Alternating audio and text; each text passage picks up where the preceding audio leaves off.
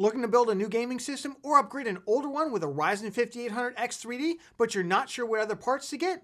Don't worry, we've got you covered. Hi, welcome back to PC Builder. I'm Jason. The Ryzen 5800X3D is here, finally! And it's actually a great time to build a brand new gaming PC with GPU prices going down to MSRP and maybe below. It's also a great time to upgrade your older Ryzen system by dropping in a Ryzen 5800X3D. We'll go through the best Ryzen 5800X3D gaming PC build, including the best memory for Ryzen 5800X3D, the best motherboard for Ryzen 5800X3D, the best graphics card for Ryzen 5800X3D, the best cooler for Ryzen 5800X3D, and we'll take a look at the price to performance comparison of a Ryzen 5800X3D versus Intel i9-12900K and the Ryzen 5700X gaming PC builds. We'll also cover what parts you can hold on to if you're looking to upgrade your current Ryzen system and what you should swap out. Remember, if you get value out of the video, give it a like. It makes a huge difference to the channel. And of course, subscribe and click that bell icon. That way you get notified when we release cool content. With that, let's jump into it. The Ryzen 5800X3D is an 8-core, 16-thread CPU based on AMD's Zen 3 architecture and its new V-Cache technology. It's basically a Ryzen 5800X, but with 3 times the amount of L3 cache, going from 32 megabytes on the 5800X to a whopping 96 megabytes on the 5800X3D. There are some trade-offs for this, of course. In order to keep thermals under control after stacking the new cache on top of the processor, its base clock runs 400 MHz slower than the 5800X, and its boost clock runs 200 MHz slower. And of course, it cannot be overclocked, even with Precision Boost Overdrive. One great piece of news for owners of older Ryzen systems is that AMD is opening up compatibility with older motherboards going all the way back to the 300 series, so X370 and B350. There is a small catch in that it's going to be up to the board's manufacturer's discretion as to whether to release a new BIOS for each model, so you'll want to check that. More on that when we discuss the best motherboards for 5800X3D. But what about performance? Looking at a compilation of reviews, there's about a 15% gaming performance improvement at 1080p versus the 5800X with a high-end GPU like an RTX 3080 or 3090. At 1440p, the 5800X3D is 10% ahead of the 5800X, and at 4K, it's very close, 3%. Versus the i9-12900K, the Ryzen 5800X3D trades blows, but wins more often than it loses, even with the i9-12900K using very expensive DDR5 memory. There's no doubt that this is the fastest AM4 CPU at the time of filming, and it's the fastest gaming CPU where the cost of the system won't be more than buying a car. In productivity, we do see the result of slowing down the CPU in many multi-threaded workloads. And the 5800X3D often slightly trails the 5800X in these tasks, while obviously losing to the i9-12900K. Basically, this is a top-tier gaming CPU that will also do a great job at occasional production work. But it won't beat out higher core count CPUs like the Ryzen 5900X or 5950X, or the Intel 12700K or i9-12900K. So let's go through each individual component and figure out what's the best for the Ryzen 5800X3D. As always, I'll leave links to everything down in the video description so you can check them out. So what's the best graphics card for the Ryzen 5800X3D? Well, the good news is that as I'm filming this, GPU prices continue to fall, with several GPUs at or even below MSRP. Now check out the links in the video description for current pricing. The Ryzen 5800X3D, it really makes sense for GPUs at the top end of the tier, so like the RTX 3080, 3090, RX 6800 XT, or RX 6900 XT. If you're looking for a slower GPU and you don't plan to upgrade in the next tier, then you'll likely be better off with the Ryzen 5700X or even 5600 instead, and I'll leave a link to our best Ryzen 5600 build guide in the video description. So what's the best memory for Ryzen 5800X3D? Now, looking at testing data across a number of sources, and since we intend to use a very fast GPU, it makes a lot of sense to go 4x8GB DDR4 3600 CL16 memory. That way we get both the higher frequency and lower latency, while also benefiting from dual rank memory. If we feel confident that the memory kit will definitely come dual rank, we could alternatively go with a 2x16GB DDR4 3600 CL16 kit. This is actually easier on the memory controller than the 4x8GB configuration, but the challenge here is that the silicon shortage has made it hard to reliably find dual rank 16GB sticks, and going 4 sticks of 8GB ensures we get that 3 to 5% boost in some games with dual rank. Remember, 16GB is really all you need for gaming, which is what we're doing here, and 32 just gives us a nice cushion as well as allowing us to guarantee that we get dual rank memory. That being said, if you're upgrading an existing Ryzen system and have 3200 CL16 memory or faster, I wouldn't necessarily put more money into buying a faster kit of RAM, especially 4x8GB, as my first priority. Instead, I'd put the extra money into a bigger GPU upgrade in the future. Let's start off with the best motherboard for Ryzen 5800X3D for new system builders. We almost certainly want a B550 motherboard, which offers PCIe Gen 4 support at the main graphics card slot and one of the M.2 slots. We certainly don't need to spend extra money for X570, as that only gives us extra PCIe at the second M.2 storage slot and the auxiliary PCIe slots. That's really only for production-oriented users, not gamers. But we also don't want to go with B450 or A520, as they don't support any PCIe Gen 4 at all.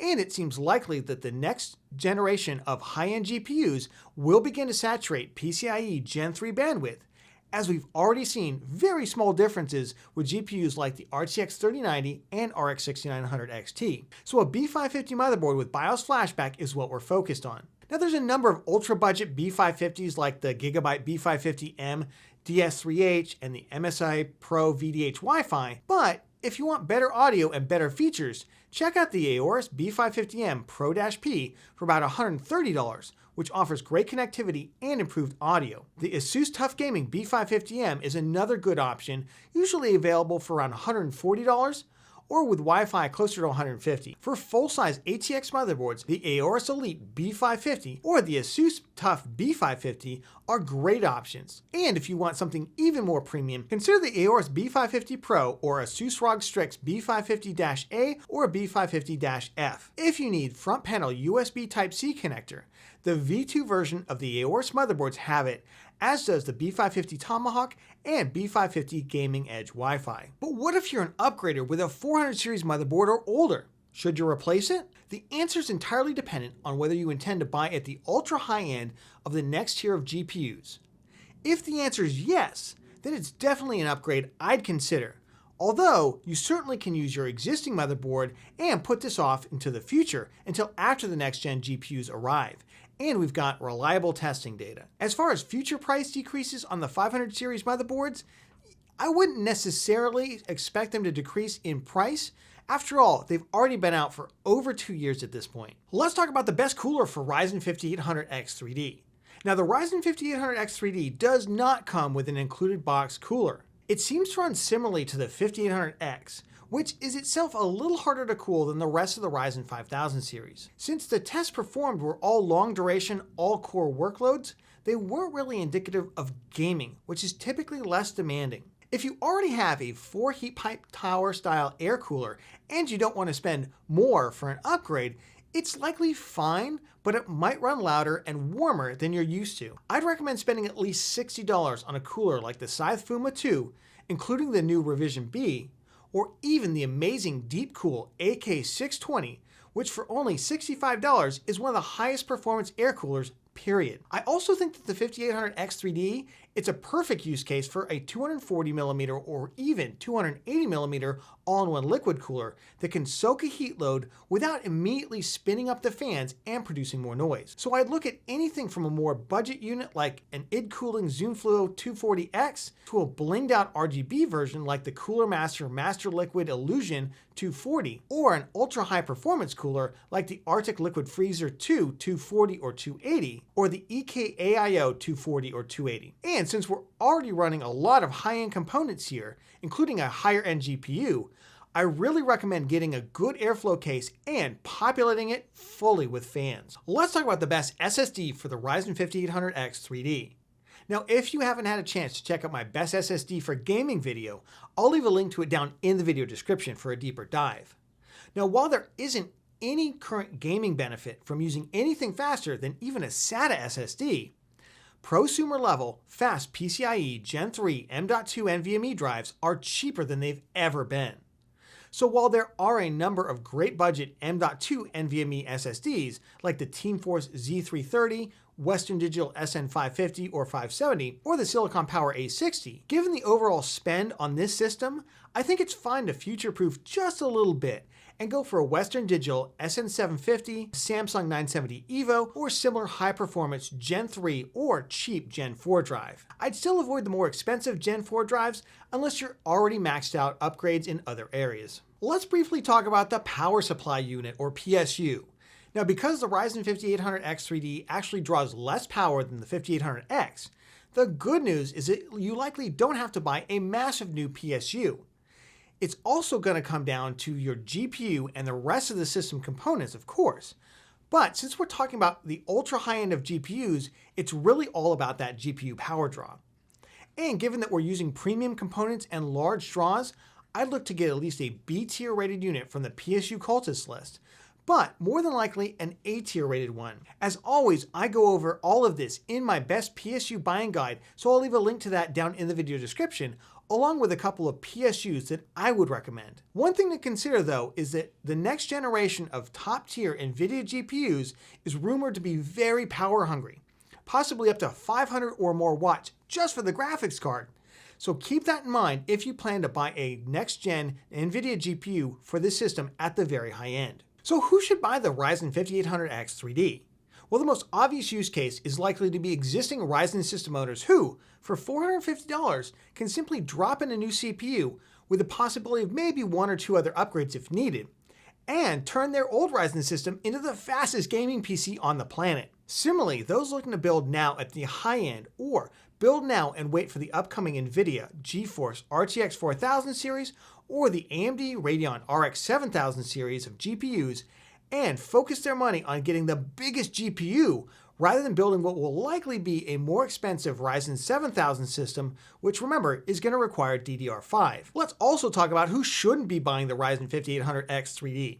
If you're somebody who's looking to get a mid-tier graphics card, even next tier, then the Ryzen 5800X3D probably isn't for you, and you'd be much better off saving that $250 you would spend over a Ryzen 5600 and investing it in other parts. Similarly, people who are focused entirely on production, you definitely want to go at least an i5-12600K, a standard 5800X or 5700X to save some money, or of course look for higher core count CPUs like the Ryzen 5900X, 5950X, or the i7-12700K or i9-12900K. Let's go through two builds that I might put together. Let's start at one at the high end, but not the absolutely most premium, and then we can compare it to the i9-12900K. So obviously starting off with the Ryzen 7 5800X3D, going for about $450 right now, kind of coming in and out of stock. And to that, we're going to pair a mid-range cooler like the Deepcool AK620. You can get it for $65. Right now, that's out of stock on Amazon. I expect more stock to come in. You could always go with the Scythe Fuma 2 for about $59, $60 as well. Then, of course, we're going to pair it with the Gigabyte B550M Aorus Pro-P. This is just one of the cheaper, kind of mid-tier motherboards I'd look at for $130. Obviously, there's plenty of alternatives, especially from ASUS. The ASUS Tough line is absolutely great as well if you don't like Gigabyte for whatever reason. The key thing here, remember, you're looking for a motherboard with BIOS flashback on it, and you're looking for one with more premium features. I just went with a non-RGB 4x8 GB DDR4 3600 CL16 memory kit. That's the rip jaws in this case. Now note that if you can't in PC Part Picker or when you're shopping for these, it's okay to just get two 16 GB kits of the same exact kit. Order them at the same time. It's more than likely you'll get the serial number one will be right after the other one. That way to also ensure that compatibility if you can't find it 4x8 GB. Then of course, I just went with the Samsung 970 EVO plus 1 TB. This is a good, fast Gen 3 NVMe drive. Obviously, don't need Gen 4 for gaming. However, it's just nice to have the extra speed, and maybe one day direct storage or whatever will be a thing in gaming. At least we'll have the capability of it. We could, of course, go with a more budget drive here, but again, we're spending enough on the system that another $20 or $30 on the SSD isn't going to kill us. On this particular build, I just looked at the RTX 3080 12 GB, going for a decentish price right now, $979. That's with the promo code and with a mail-in rebate. Obviously, retailers are trying to get very creative because they bought these GPUs at much higher prices from distributors, and now they're going back to manufacturers and saying, hey, you got to help us out with this. So we probably are going to continue to see a lot of rebates, at least in the next couple of months, as they try and clear out that stock of what they bought overpriced GPUs, selling at now lower prices. This is a good one. The 6900 XT is another good card to look at. Probably a little bit more performance at 1440p or 1080p if you're a super high FPS gamer type. And then I just went with a really simple Fantex Eclipse P360A. You could consider the Corsair 4000D here. Just a lot of cases in the mid-range. Lee & offers a number of cases. The Landcool would be a good one here as well. But for $80, pretty good airflow case. For the power supply, listen, you can decide whether or not you want to hedge your bets right now, or you just want to go with what you're getting. So this is aimed at building something right now, not necessarily upgrading next tier, maybe 2 tiers from now. So we went with the MSI MPG A850-GF, which is a great A-tier rated, fully modular PSU unit. $115, not a bad price for it at all. You could certainly go up here to 1,000 watts. So if you were thinking about buying an RTX 4090 or a 4080 or something of that magnitude, where we know the power draw on those cards is likely to be a little redonkulous, so you could future-proof your power supply a little bit, seeing as this is one of the areas that's kind of the most pain in the rear to upgrade in the future because you have to completely recable the whole thing. So I wouldn't mind spending another $30 or $40 here if you have it. All told, for $2,100, that's with one more RGB fan included to complete the set there. Not a bad price point. Certainly you can beat anything on the pre-built market right now with a system like this. Now let's take a look at an i9 12900K kind of high-end gaming system. Now this is DDR4. In order to beat or really trade a lot of blows with the 5800X3D, the i9 12900K really needs to be DDR5 at the super fast memory speeds, which is ridiculously pricey right now. So I went with something a little bit more reasonable. i9 right now is selling for $560. Not a bad price for it either. Now it is a real pain in the rear to cool. I went ahead and stuck with the Deepcool AK620. This cooler was phenomenal in testing. I would not, however, go with even the Fuma 2. I would probably go with a high performance 360 or 280 millimeter all-in-one liquid cooler, maybe an Arctic liquid freezer, maybe an EKAIO. The 12900K can be a real challenge to cool. For the motherboard, I just went with the Gigabyte Z690 Aorus Elite. There's a lot of motherboards in this range. It's just that the Z690s, in my opinion, are massively overpriced, but we're building a super high-end system. So if you want to go with the Asus ROG Strix Z690-A or -F, those are great boards as well. Just know you're going to throw in about another $100, $150 for the motherboard price. And then for the memory, we went with the same kit, DDR4 3600 CL16, a 4x8 gigabyte kit. We ended up with the same case, and for the power supply, because the i9 12900K draws so much power, I decided to go all the way up to 1,000 watts. Now, you could even go more than 1,000 watts, and that's where I think some of these systems can really get into a problem, especially if you're looking to upgrade in the future. With the i9 already drawing so much power, you need a massive power supply and a very expensive power supply in order to think about future-proofing it, where the 5800X3D, this is where power draw actually is going to start to make a difference if these GPUs become more and more powerful. If they draw 500 watts, you got to start thinking about that, and the lower power CPUs that can still run as fast, if not faster, the way the 5800X3D does, that's a big cost savings. All told, a little bit more expensive, about $250 more expensive than our Ryzen system for comparable performance. So you can make the decision. Of course, if you're looking for something a little bit more premium, this is the way I would kit it out, spending about as much as we just did on the i9 system, maybe a little bit less, $2,327. Here's what I've got. We got with the 5800X3D. I'm going to go with the Arctic Liquid Freezer 2, 240 millimeter ARGB unit. You can get the non-RGB unit, save yourself a couple of dollars there if you want, but I'm going with the ARGB unit. Obviously, EKAIO, some other all-in-one liquid coolers, 240 millimeter, is kind of the class of cooler we're looking for. I decided to go with the Asus TUF Gaming B550 Pro. This is a motherboard that hasn't really been available much in the US. Most recently has come. It's got upgraded audio. Really, it's got all the premium features of the ROG Strix boards without the ROG Strix price, which I really like. But if you like the ROG Strix boards, of course, those go for about $180 to $200.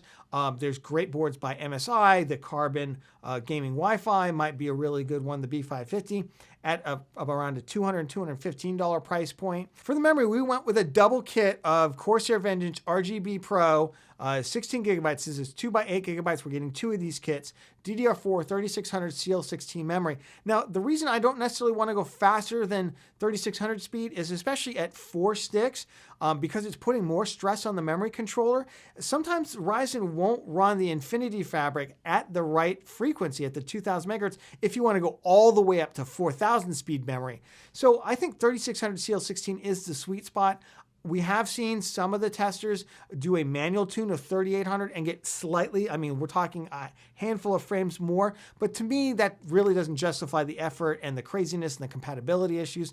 3600 CL16 is where I would go, and this is a nice RGB kit. We went with the same drive. On this one, I went with the RX 6900XT just because the 3090 is so redonkulously priced. The 6900XT, to me, more performance at 1440p, more performance at super high FPS 1080p.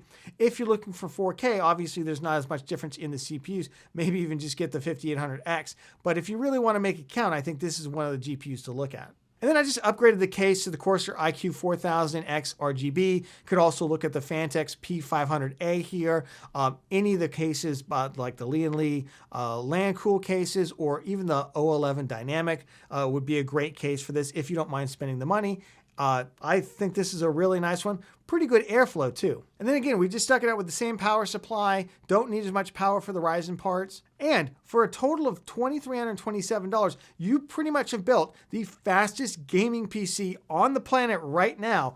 That's a huge cry from where we were just about a year or so ago, or even 18 months ago when these cards came out. So overall, not bad. And of course, if you are thinking of upgrading in the future to an RTX 4000 series card, then the only thing I would change here is I would probably go to 1000 watts with the PSU, maybe even 1200, depending on what I think the power draw is going to be. Remember, if you got value out of the video, give it a like. It makes a huge difference to the channel. And of course, subscribe and click that bell icon. That way you get notified when we release cool content. If you like this video, check out our Boost My Build series, a series where we take your PC part picker list, we tear them up, and we put them back together and massively boost up your performance. I'll leave the whole playlist right here, including the latest ones. Check it out. You'll have a great time, and I'll catch you on the next one.